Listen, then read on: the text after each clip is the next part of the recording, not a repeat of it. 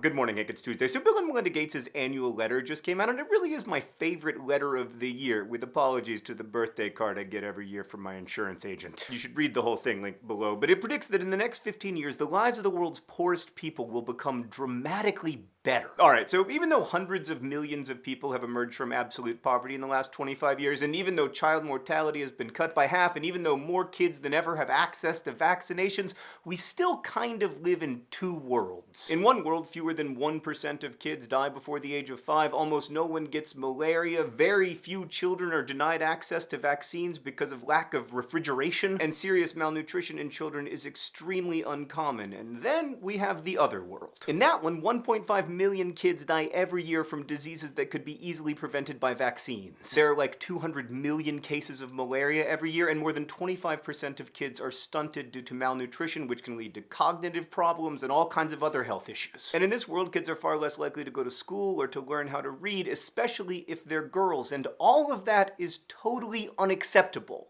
It's also unnecessary. So global child mortality has dropped by half in the last 25 years, and the Gates letter argues that in the next 15 years it can drop by half again. And this is achievable without expensive specialists or new medical procedures. How? First, breastfeeding. Infants who are breastfed for 6 months are 14 times more likely to survive. Second, access to cheap injectable antibiotics, which could save 300,000 kids a year. Then you've got inexpensive hand-pumped oxygen masks, which could prevent a third of infant deaths. Fourth, drying the baby and offering skin-to-skin contact to keep it warm. And lastly, keeping the umbilical cord free from infection. This can actually be done with an ingredient found in my mouthwash. Literally. Before moving on here, quick reminder that cutting infant mortality does not lead to population explosions in the long run. In fact, quite the opposite. The Gates letter also talks about a bunch of other investments and innovations that will improve the lives of poor people, like access to mobile banking and better farming practices and online education tools. And I just want to imagine for a moment what that world would look like. Enough food would be produced in Africa to feed every African. The 2.5 billion people without a bank account would be able to save and dramatically simplify their economic lives with access to mobile banking. Girls would have far better educational opportunities, dramatically reducing the gender gap in literacy. Polio, river blindness, and guinea worm, diseases that kill or disable tens of millions of people, wouldn't even exist anymore. And half the kids who are gonna die today would not die. In short, the world's people would be healthier and better educated and more productive, and that would be good for all of us, because here's the thing: